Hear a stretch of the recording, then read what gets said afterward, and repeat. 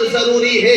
انسان کو نیند آ رہی ہے چائے پی لیتا ہے, انسان کو نیند آ رہی ہے آنکھوں پہ پانی مار لیتا ہے, اس کو جاگنا جاگنا نہیں کہیں گے, یہ جاگنا نہیں. جب تک جسم میں چستی ہے, جب تک جسم کے اندر پھرتی ہے, جب تک تیرا جسم ساتھ دے رہا ہے, تیری آنکھ ساتھ دے رہی ہے, اس وقت تک اللہ رب العزت کی عبادت کر. اور جب تیری دل میں کڑہن پیدا ہونے لگے, سستی آنے لگے, نیند کا خمار ستانے لگے, تو پھر عبادت کو چھوڑ دے. اس لیے کہ اگر نیند کے خمار میں, سستی میں اگر تو 100 رکعت نماز پڑھے گا, دوسرا بندہ وہ ہے جو چستی کے ساتھ 2 رکعت نماز پڑھے گا, تو 100 رکعت پر وہ 2 رکعت بھاری ہے.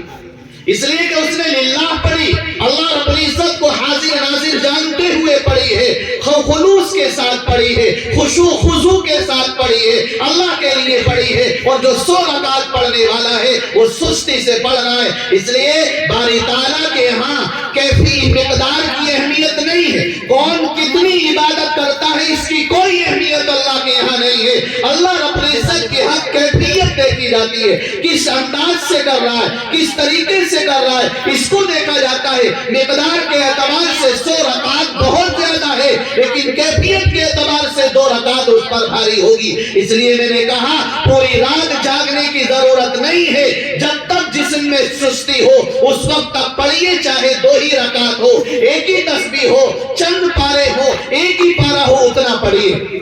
اس رات کو اللہ کے نبی علیہ السلام سے اس رات کا ثبوت ملتا ہے.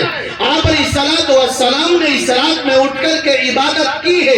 اللہ کے نبی نے ہر قسم کی عبادت کی ہے, نماز بھی اللہ کے نبی نے پڑھی ہے, تلاوت کی اللہ کے نبی نے کہی ہے, ذکر و اذکار بھی اللہ کے نبی علیہ السلام نے کیا. اللہ کے نبی صلی اللہ علیہ وسلم تمام عبادات سے فارغ ہو کر کے اللہ کے نبی صلی اللہ علیہ وسلم قبرستان بھی تشریف لے گئے ہیں. لیکن قبرستان میں بھی جانا ہم ضروری نہ سمجھے, بلکہ مجمع کا مجمع اکٹھا ہو کر کے آؤ بھائی تم بھی چلو قبرستان, تو بھی چل اور تو بھی چل, اس سے شریعت نے منع کیا ہے. اس لیے کہ یہ کوئی فرض عبادت نہیں ہے, کوئی واجب اور سنت نہیں ہے. ہاں زیادہ سے زیادہ آپ یوں کہہ سکتے ہیں یہ سنت غیر مؤکدہ ہے, یا استحباب کا درجہ دے سکتے ہیں, مستحب کہہ سکتے ہیں. گویا کہ جس کا جی چاہے جتنی چاہے عبادت کرے, جس کا جی چاہے قبرستان چلا جائے. اور قبرستان اللہ کے نبی صلی اللہ علیہ وسلم گئے ہیں تو ہمیں جانا چاہیے, اس لیے کہ اللہ کے نبی کا فرمان ہے جس طرح تم زندوں کو ہدیے دیتے ہو,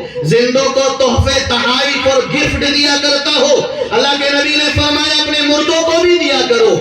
تمہاری ماں جو رخصت ہو گئی ہے, تمہاری نظروں سے اوجھل ہو گئی ہے, اپنی ماں کو گفٹ دیا کرو, تحفہ دیا کرو. تمہارا ابا جو دنیا سے رخصت ہو گیا ہے, اپنے باپ کو بھی ہدیہ دیا کرو قبرستان میں جا کر کے. تمہارے اعزا اقارب, کسی کی بیوی چلی گئی ہے, کسی کا شوہر, کسی کے اعزا اقارب میں جو بھی چلے گئے ہیں, قبرستان جا کر کے ان کے لیے ایثار ثواب کرو. اللہ کے نبی نے فرمایا تحفے دو جیسے تم زندوں کو تحفے دیتے ہو. صحابہ نے کہا یا رسول اللہ, مردوں کو ہم تحفے کیا دیں, کھانا دیں, پیسہ دیں, وہ تو کسی کام کا نہیں ہے. اللہ کے نبی نے فرمایا استغفار کیا کرو ان کے لیے, استغفار کیا کرو اپنے مردوں کے لیے. اولاد کو چاہیے اپنی ماں کے لیے استغفار کرے, اولاد کو چاہیے اپنے باپ کے لیے کرے, شوہر کو چاہیے بیوی کے لیے کرے, بیوی کو چاہیے اپنے شوہر کے لیے کرے, بھائی کو چاہیے بھائی کے لیے کرے, اپنے اعزا کے لیے کرے, رشتہ داروں کے لیے کرے.